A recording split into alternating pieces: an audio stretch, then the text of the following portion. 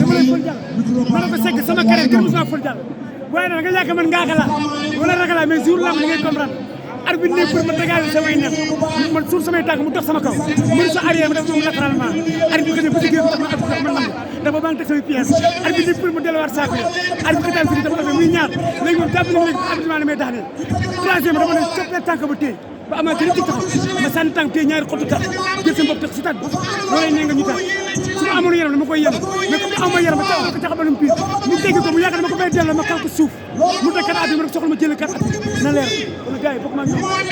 fii gis nga mbër yoo xam ne ku am kat at bi nga doo abale mais dama lay laaj mooy la moo tax nga dëkk ñaari mbër yi non poussé la soxla alaaji mbay ñoo bëgg piir mais am naa droit rek poussé alaaji kii di waxee poussé bandi la ma doy war mais su ma amoon yaram ñoom du leen soxla dëgg la su ma diisoon état bu fi nekkoon kenn waxatu ko 2004 ba état bi daanaka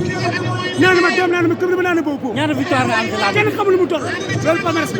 ñaata yoon nga daan gaynde kenn xamul mu toll. dafa italien kenn xamul mu toll pour xaati kenn xamul mu toll commissaire Balla Gaye 2 ma jëpp R4 bi dóor ko mu daal sare bu yàq bu sente bu dóor ko mu wàcc. waaw pour RFM yow jàll kaw la ay bu njaareem ak tuut ak Baye Fall mais yow daal loolu 10 victoire rek la de. la ak ka bëri noonu nga xam ne nag maa wax comme état nag maa wax waaye man su may lim mën naa lim ba fàttali ñu ma daal man mën naa lim ba fàttali ñu ma daal ndax la ma def sama palmarès xam nga 2004 ba léegi xam nga loolu Kaolack kan nga fa daan Kaolack yow jàll bi Kaolack laa fa daan laa daan ma amaat combat Casamance daanat amaat combat le 27 mars bi passé ma daanat kon naa 3 victoires Alassane Djigo kan nga fa daan Alassane Djigo daan naa fa gaynde daan naa fa yemb dama Amadou Bari daan fa gaynde daan fa yemb wàcc Iba Mar Diop ñu tuddee ma le roi du quatrième combat wallaahi entre 2006 2007 ñu tuddee ma le roi du quatrième combat Boy Seye ñu ko naan Alaaji Seye numéro 2 Boy Seye numéro 2 moom laa njëkk a dóor mu daan Iba Mar Diop da nga doon dóor muy daanu waaw Alaaji Seye ñu ko wax Boy Seye numéro 2 dama nekk jëri moon frère ma daan ko jëri bëri ko ci bëgg man sama palmarès ba ma koy lekk man damaa sonn te fàtte naa mais su ma jëlee sama temps naan ndox mais lay wax moo gët